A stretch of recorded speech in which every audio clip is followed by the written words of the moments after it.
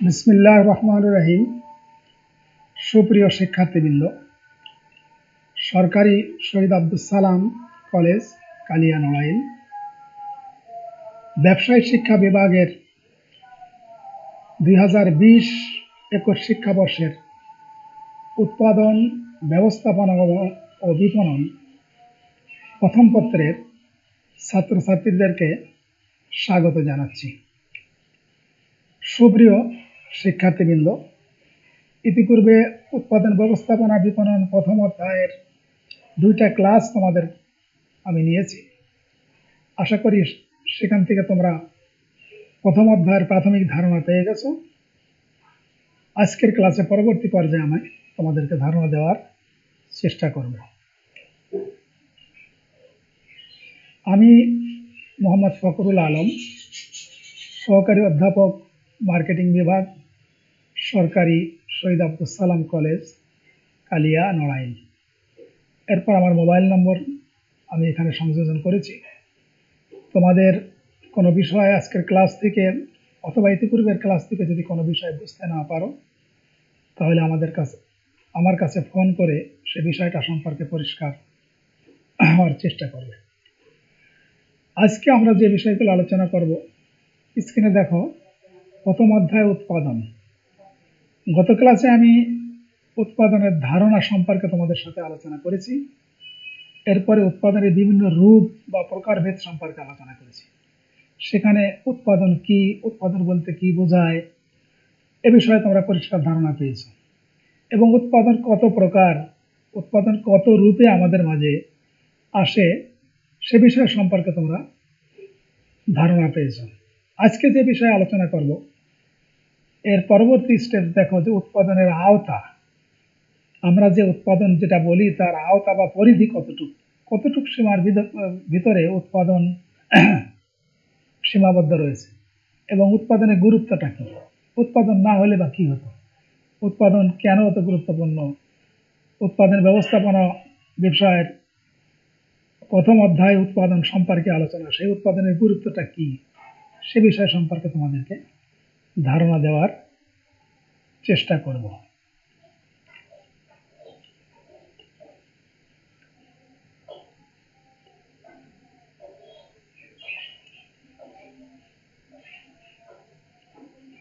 এখানে দেখো, উৎপাদনের আওতা সম্পর্কে আমরা আলোচনা করতে গেলে প্রথমে বলতে হয়, উৎপাদন হচ্ছে একটা প্রক্রিয়া বা পদ্ধতি যার মাধ্যমে প্রাকৃতিক সম্পদ ব্যবহার করে ব্যবহার উপযোগী চূড়ান্ত পণ্য প্রস্তুত করা হয়। তাহলে উৎপাদন হচ্ছে একটা প্রক্রিয়া বা পদ্ধতি যার মাধ্যমে প্রাকৃতিক সম্পদ আমরা ব্যবহার উপযোগী করে চূড়ান্ত পণ্যে তৈরি করা, চূড়ান্ত পণ্য প্রস্তুত করার একটা প্রক্রিয়া বা পদ্ধতি। এই উৎপাদন প্রক্রিয়ার সাথে যে সকল বিষয় সম্পর্কিত, সবগুলোই কিন্তু উৎপাদনের আওতাভুক্ত। উৎপাদন করতে গেলে যে সকল বিষয়গুলো জড়িত বা যে সকল বিষয়গুলো আমাদের স্তর পার হতে হয়, সবগুলোই উৎপাদনের আওতার অন্তর্ভুক্ত। এই উৎপাদনের আওতাগুলোকে আমরা কয়েকটি পয়েন্টের মাধ্যমে তোমাদের সামনে উপস্থাপন করার চেষ্টা করব। স্ক্রিনে তোমরা দেখার চেষ্টা করো। প্রথমে আছে যে কারখানার অবস্থান। উৎপাদন প্রক্রিয়া সম্পন্ন করতে গেলে যে কোনো জায়গায় তো উৎপাদন হয় না। যে কোনো পণ্য উৎপাদন করতে গেলে একটা শিল্পের মাধ্যমে অথবা একটা কারখানার মাধ্যমে সেটা উৎপাদন করতে হয়। সেই উৎপাদনের যেখানে কারখানাটা হবে, সেই কারখানার অবস্থানটা কেমন হবে, কারণ সেই কারখানার অবস্থানের উপরই কিন্তু ওই উৎপাদনের সাফল্য এবং ব্যর্থতা কিন্তু অনেকটা নির্ভর করে। এমন জায়গায় কারখানার অবস্থানটা হলো যেখানে কাঁচামাল বা অন্যান্য দ্রব্য একটা কারখানায় উৎপাদনের সাথে যে সকল বিষয়গুলো সংশ্লিষ্ট, সেখানে যদি সহজে যদি সেখানে সরবরাহ করা না যায়, এবং কারখানার উৎপাদিত পণ্য যদি আমরা ভোক্তাদের কাছে বা যারা আমাদের পণ্য ভোগ বা ব্যবহার করবে তাদের কাছে পৌঁছানোর যদি ভালো ব্যবস্থা না থাকে, তাহলে সে কারখানায় উৎপাদিত পণ্যের খরচ বেশি পড়ে যাবে, প্রতিযোগিতা আমরা টিকতে পারবো না। এই জন্য কারখানার অবস্থানটা কিন্তু একটা গুরুত্বপূর্ণ, এবং এটা হচ্ছে উৎপাদনের আওতাভুক্ত। উৎপাদনের কারখানার সার্বিক ব্যবস্থাপনার উপর উৎপাদনটা নির্ভর করছে, এই জন্য কারখানার অবস্থানটাও উৎপাদনের আওতাভুক্ত। এরপরে দেখো বিন্যাস। বিন্যাস বলতে আমরা বুঝি যে উৎপাদন প্রক্রিয়ায় যে সমস্ত, বিশেষ করে ফ্যাক্টরি, যন্ত্রপাতি, কোথায় কোন যন্ত্র স্থাপন করা হবে, কোথায় কোন মেশিন স্থাপন করা হবে, সেটার উপরে কিন্তু সেই প্রতিষ্ঠানের উৎপাদনের সাফল্য এবং ব্যর্থতা নির্ভর করে। এই জন্য যেখানে যে যন্ত্র স্থাপন করা দরকার, যেখানে সেই যন্ত্র যদি সেখানে ঠিক মতো স্থাপন করা না হয়, তাহলে উৎপাদনে ব্যাঘাত সৃষ্টি হবে।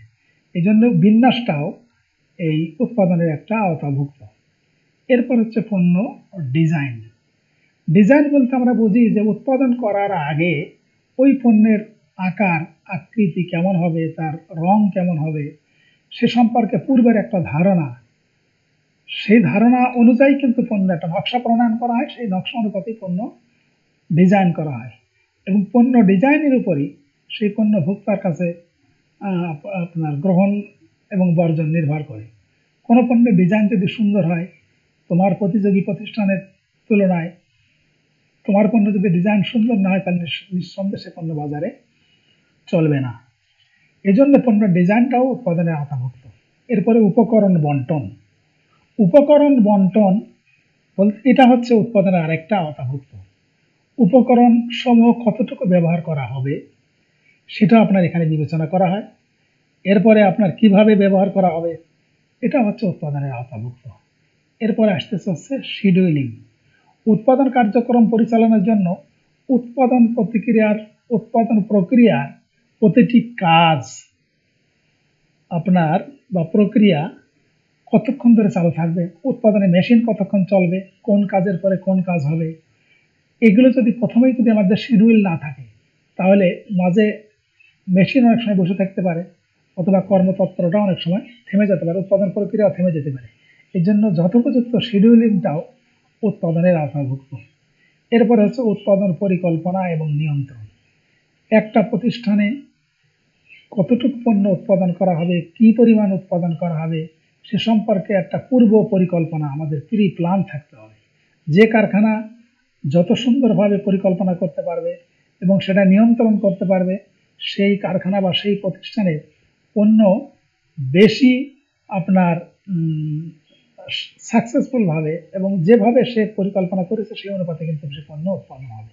শুধুমাত্র পরিকল্পনা গ্রহণ করে রাখলেই হবে না, পরিকল্পনা বাস্তবায়ন হচ্ছে কিনা ঠিক মতো, যথোপযুক্ত ঠিক মতো হচ্ছে কিনা, তার জন্য নিয়ন্ত্রণ প্রয়োজন। এরপরে উপকরণ। উৎপাদনের যে সমস্ত উপকরণগুলো রয়েছে, সেই উপকরণগুলো উৎপাদনের আওতাভুক্ত। কারণ উপকরণ যদি ঠিক মতো না হয়, আমরা জানি যে যখন চিনি তৈরি করা হয় তার আগ যদি নিম্নমানের হয়, তাহলে নিঃসন্দেহে চিনির মানটা নিম্নমানের হবে। কোনো কাপড় তৈরি করতে গেলে তার সুতা যদি নিম্নমানের হয়, তাহলে কাপড় নিম্নমানের হবে। রং যদি নিম্নমানের হয়, তাহলে তার কালারটা সুন্দরভাবে হবে না। এই জন্য উপকরণটা উৎপাদনের আওতাভুক্ত। এরপরে মজুদ নিয়ন্ত্রণ। উৎপাদন প্রক্রিয়ায় যে সমস্ত কাঁচামাল, অন্যান্য মাল লাগে, কত পরিমাণ মজুত রাখতে হবে, সেগুলো নিয়ন্ত্রণ করাটাও উৎপাদনের আওতাভুক্ত। এরপরে পদ্ধতি নির্বাচন। কোন পদ্ধতিতে আমরা পণ্য উৎপাদন করব। পদ্ধতি, বর্তমানে বিভিন্ন ধরনের যন্ত্রপাতি আবিষ্কার হচ্ছে। প্রতিযোগী প্রতিষ্ঠান কোন পদ্ধতিতে পণ্য আপনার উৎপাদন করছে এবং আমি কোন পদ্ধতিতে করব, আমার উৎপাদন প্রক্রিয়া যদি প্রতিযোগী প্রতিষ্ঠানের চেয়ে নিম্নমানের হয়, তাহলে পণ্যের গুণগত মান নিম্নমানের হবে। এই জন্য পদ্ধতি নির্বাচনটাও এটা উৎপাদনের আওতাভুক্ত। এরপরে যন্ত্রপাতি নির্বাচন ও রক্ষণাবেক্ষণ।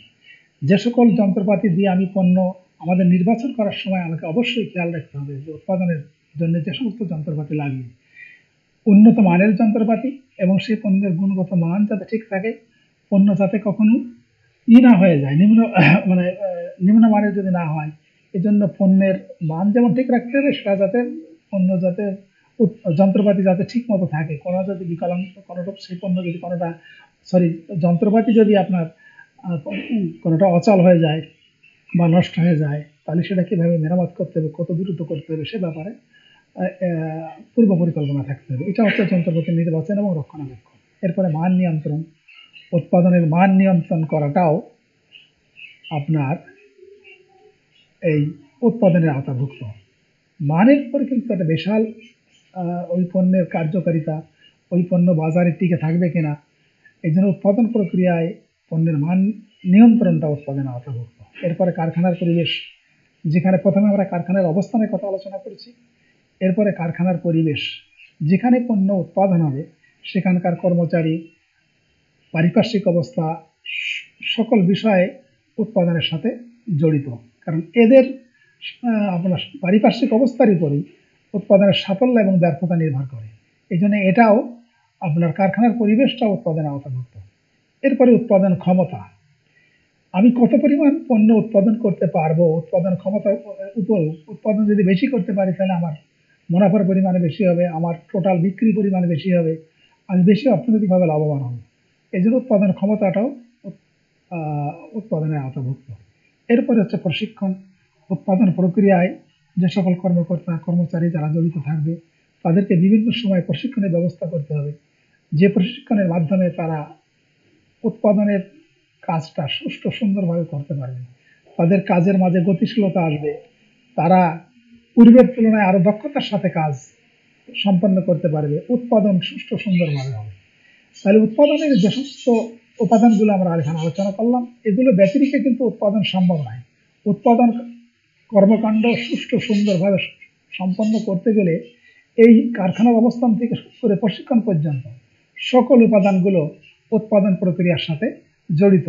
এই জন্যে এই কারখানার অবস্থান, বিন্যাস, পণ্য ডিজাইন, উপকরণ বন্টন, শিডিউলিং, উৎপাদন পরিকল্পনা ও নিয়ন্ত্রণ, উপকরণ সংগ্রহ, মজুদ নিয়ন্ত্রণ, পদ্ধতি নির্বাচন, যন্ত্রপাতি নির্বাচন রক্ষণাবেক্ষণ, মান নিয়ন্ত্রণ, কারখানার পরিবেশ, উৎপাদন ক্ষমতা, প্রশিক্ষণ, এ সকল বিষয় উৎপাদনের আওতাভুক্ত। এরপরে আমরা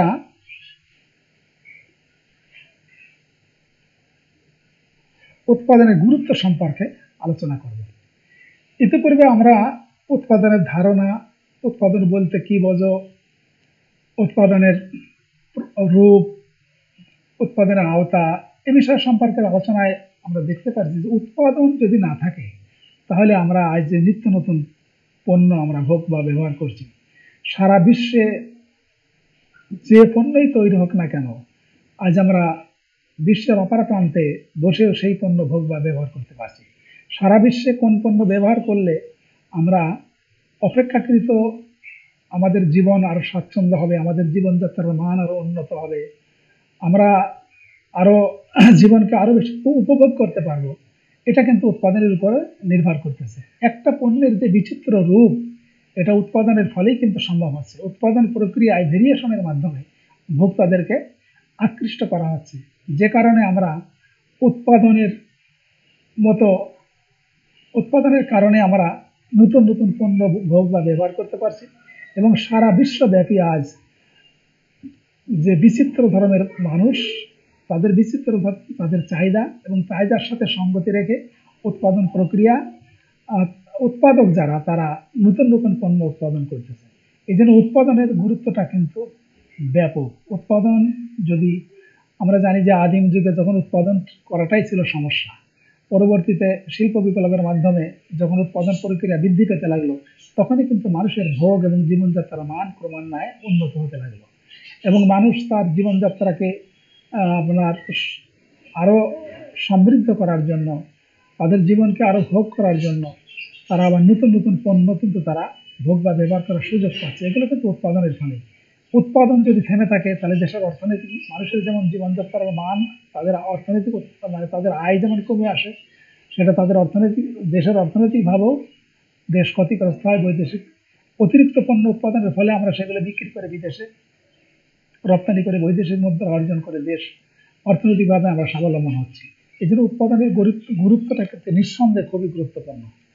আর বেশিরভাগ অর্থনৈতিক কর্মকাণ্ড, সারা বিশ্বে যে সকল অর্থনৈতিক কর্মকাণ্ড পরিচালিত হচ্ছে, এর সবগুলোই কিন্তু উৎপাদনকে কেন্দ্র করে আবর্তিত হচ্ছে। উৎপাদনকে কেন্দ্র করে এই সকল অর্থনৈতিক কর্মকাণ্ড উৎপাদন হচ্ছে। আজকাল বিভিন্ন ধরনের মডেলের গাড়ি, বিভিন্ন ধরনের জেট ইঞ্জিন, বিভিন্ন ধরনের জলযান, বিভিন্ন ধরনের যুদ্ধ অস্ত্র, মারণাস্ত্র, এ সব কিছুই নতুন নতুন উৎপাদনের ফলে কিন্তু সফল হচ্ছে। উৎপাদন প্রক্রিয়ার পিছনে মানুষ তাদের মেধা এবং যোগ্যতাকে কাজে লাগিয়ে নতুন নতুন পণ্য তারা উৎপাদন করতেছে, এগুলো ভোক্তা সেগুলো ভোগ বা ব্যবহার করতেছে। উৎপাদনের গুরুত্বকে আমরা তাহলে আমরা বেশিরভাগ অর্থনৈতিক কর্মকাণ্ড উৎপাদনকে কেন্দ্র করেই পরিচালিত হচ্ছে। উৎপাদন যেমন বৃদ্ধি পেলে দেশের অর্থনীতির চাকা আপনার চাঙ্গা হয়, অর্থনীতির গতি চাঙ্গা হয়। এই উৎপাদনটা আবার ব্যক্তিগত এবং সামাজিক দুটো দিকে কিন্তু গুরুত্ব পালন করে। অর্থনৈতিক দিক থেকে যেমন গুরুত্ব রয়েছে, সামাজিক দিক থেকে উৎপাদনের গুরুত্ব রয়েছে। তো উৎপাদনের গুরুত্বকে আমরা এখানে দুইটা ভাগে ভাগ করেছি। প্রথমত হচ্ছে অর্থনৈতিক গুরুত্ব, আর দ্বিতীয় হচ্ছে সামাজিক গুরুত্ব। উৎপাদন হওয়ার ফলে অর্থনৈতিকভাবে কি কি উপকার বা গুরুত্ব বহন করতেছে, আর সামাজিকভাবে কি কি গুরুত্ব বহন করতেছে, সেটা আমরা এখানে আলোচনায় রাখছি। প্রথমত আমরা দেখো স্ক্রিনে যে উৎপাদনের গুরুত্বের আসছে অর্থনৈতিক গুরুত্ব। অর্থনৈতিক গুরুত্বকে আমরা কয়েকটা পয়েন্টের মাধ্যমে এখানে আলোচনা করছি। প্রথম হচ্ছে চাহিদা পূরণ। 1 নম্বর গুরুত্ব হচ্ছে চাহিদা পূরণ। 2 নম্বর হচ্ছে লক্ষ্য অর্জন। 3 হচ্ছে ব্যবসার অস্তিত্ব। 4 প্রতিযোগিতামূলক সুবিধা। 5 ক্রেতা সন্তুষ্টি। 6 উপযোগ সৃষ্টি। এরপরে আয় বৃদ্ধি, রপ্তানি বৃদ্ধি, বৈদেশিক মুদ্রা সঞ্চয়। সংক্ষিপ্তভাবে যদি আলোচনা করি যে চাহিদা পূরণ, আমাদের যে নিত্য নৈমিত্তিক যে চাহিদা, ব্যক্তিগতভাবে চাহিদা, সামাজিকভাবে চাহিদা, দেশীয়ভাবে তথা আন্তর্জাতিকভাবে যে সমস্ত চাহিদা রয়েছে আমাদের, প্রত্যেকটা চাহিদাই কিন্তু উৎপাদনের ফলে কিন্তু পূরণ হচ্ছে। উৎপাদন যদি না হতো তাহলে আমরা চাহিদা পূরণ করতে আমরা পারতাম না। এই জন্য উৎপাদনের গুরুত্ব নিঃসন্দেহে অত্যাধিক। উৎপাদনের কারণেই আমাদের চাহিদাটা আমরা পূরণ করতে পারছি। এরপর হচ্ছে লক্ষ্য অর্জন। প্রত্যেকটা ব্যক্তির সমাজের একটা লক্ষ্য থাকে যে আমি এই পণ্য ভোগ বা ব্যবহার করব। এই পণ্য ভোগ যদি আমি ব্যবহার না করতে পারি তাহলে আমাদের হয়তো সাফল্য বা ব্যর্থতা আসবে। ব্যবসায় যে সমস্ত প্রতিযোগিতা রয়েছে, ব্যবসা প্রতিষ্ঠানের মূল লক্ষ্য হচ্ছে মুনাফা অর্জন করা। মূল লক্ষ্যটা হচ্ছে মুনাফা অর্জন করা। তাহলে সেটা আমরা যদি উৎপাদনে যদি না করতে পারি তাহলে মুনাফা অর্জন হবে না। এই জন্য তারপরে একজন ভোক্তার চাহিদা রয়েছে যে আমি এই ধরনের বা এই মানের পণ্য আমরা ভোগ বা ব্যবহার করব। সে লক্ষ্যে পৌঁছাতে গেলেই উৎপাদন হচ্ছে বলে আমরা সেটা ভোগ বা ব্যবহার করতে পারছি। ব্যবসায়িক প্রতিষ্ঠানে যেমন লক্ষ্য অর্জন হচ্ছে, ব্যবসায়িক প্রতিষ্ঠান সেই পণ্য ভোক্তাদের কাছে বিক্রি করে তাদের অর্থনৈতিকভাবে তারা স্বাবলম্বী হচ্ছে। এই জন্য লক্ষ্য অর্জন করতে গেলে বিভিন্ন ধরনের লক্ষ্য পূরণ করার ক্ষেত্রে উৎপাদনের গুরুত্ব কিন্তু অত্যাধিক। এরপর হচ্ছে ব্যবসায়ের অস্তিত্ব।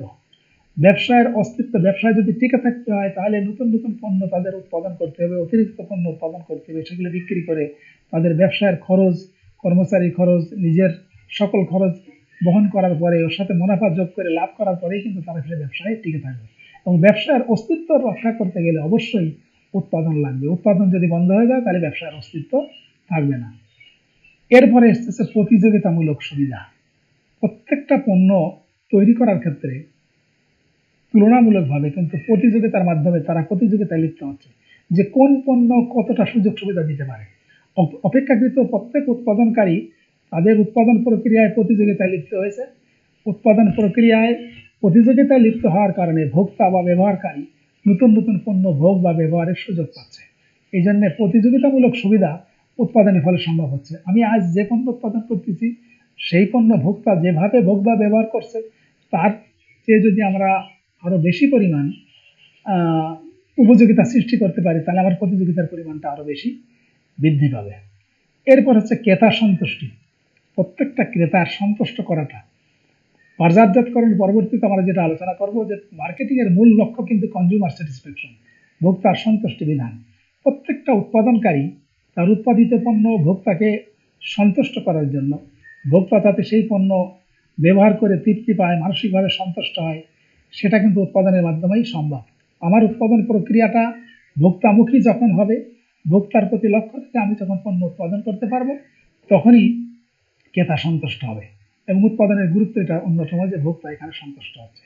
এরপরে আসতেছে উপযোগ সৃষ্টি। একটা পণ্য যত ব্যবহার উপযোগী হবে ওই পণ্যের উপকারিতা বৃদ্ধি পাবে। উৎপাদন প্রক্রিয়ার মাধ্যমেই কিন্তু ব্যবহার উপযোগী করা যায়। একটা পণ্যের উপযোগিতা উৎপাদন প্রক্রিয়ার ফলেই কিন্তু উপযোগিতা সৃষ্টি হয়। যেমন একটা যখন সুতা থাকে তখন তার উপযোগিতা যায়, ওটা যখন কাপড় হয় তখন তার উপযোগিতা আরো বৃদ্ধি পায়। এরপরে আয় বৃদ্ধি। উৎপাদন যত বেশি হবে আমাদের আয় তত বৃদ্ধি পাবে। আয় বৃদ্ধি করার ক্ষেত্রে উৎপাদন গুরুত্বপূর্ণ ভূমিকা রাখছে। এরপর হচ্ছে রপ্তানি বৃদ্ধি। এটাও একটা সোজা, যে আমাদের দেশীয় চাহিদা মিটায় যখন অতিরিক্ত পণ্য আমরা রপ্তানি করছি, সেটা আমরা বিদেশে রপ্তানি করতে পারছি। এরপরে বৈদেশিক মুদ্রা অর্জন, এই সমস্ত পণ্য আমরা বিদেশে অতিরিক্ত পণ্য বিদেশে রপ্তানি করে আমরা বৈদেশিক মুদ্রা অর্জন করতে পারছি, যেটা আমাদের দেশের অর্থনৈতিক উন্নয়নে আমাদের কাজে লাগছে। এইটা গেল হচ্ছে অর্থনৈতিক গুরুত্ব। এরপরে দেখো উৎপাদনের সামাজিক কিছু গুরুত্ব রয়েছে, এটাও সোজা। প্রথম হচ্ছে কর্মসংস্থান। এই উৎপাদন প্রক্রিয়ার প্রথম থেকে শুরু করে শেষ পর্যন্ত প্রত্যেক কর্মকাণ্ডে সারা বিশ্বে যদি আমরা চিন্তা করি, লক্ষ লক্ষ কোটি কোটি মানুষের কর্মসংস্থান সৃষ্টি হচ্ছে। প্রত্যেকটা শিল্প ইন্ডাস্ট্রির দিকে যদি তোমরা তাকাও, তাহলে উৎপাদনের প্রথম থেকে শুরু করে শেষ পর্যন্ত, বাজারজাতকরণ পর্যন্ত শত শত নয়, হাজার হাজার নয়, লক্ষ লক্ষ কোটি কোটি কর্মচারীর, কর্মকর্তার সেখানে কর্মসংস্থানের সৃজন হচ্ছে। তাহলে উৎপাদনের ফলে সমাজের মানুষের একটা কাজের সংস্থান হচ্ছে, এটা হচ্ছে কর্মসংস্থান। 2 নম্বর হচ্ছে অর্থনৈতিক উন্নয়ন। এই উৎপাদন প্রক্রিয়ার মাধ্যমে বিভিন্ন ইন্ডাস্ট্রি, এখানে আপনার প্রত্যেকটা শিল্প প্রতিষ্ঠান বিভিন্ন ধরনের যত উৎপাদন হচ্ছে তত সেখান থেকে ট্যাক্স, ভ্যাট এগুলো তারা দিচ্ছে, যার ফলে দেশের অর্থনীতি, সরকার সেখান থেকে অর্থনৈতিক উন্নয়ন সম্ভব হচ্ছে সরকারের। কারণ বিভিন্ন যত নতুন নতুন উৎপাদন যত হবে, সেখান থেকে সরকার বিভিন্ন ধরনের ট্যাক্স, ভ্যাট এগুলো পাবে। এই সমস্ত টাকা সরকার দেশের অর্থনৈতিক উন্নয়নে অনুন্নত এলাকায়, তারপরে জনস্বাস্থ্যকর এলাকায় সেগুলো ভোগ বা ব্যবহার করার সুযোগ করে দিতে পারবে। এরপরে জীবনযাত্রার মান উন্নয়ন। আমরা জানি যে marketing is the standard of delivery of living. বাজারজাত হচ্ছে জীবনযাত্রার মান উন্নয়নের সহায়ক।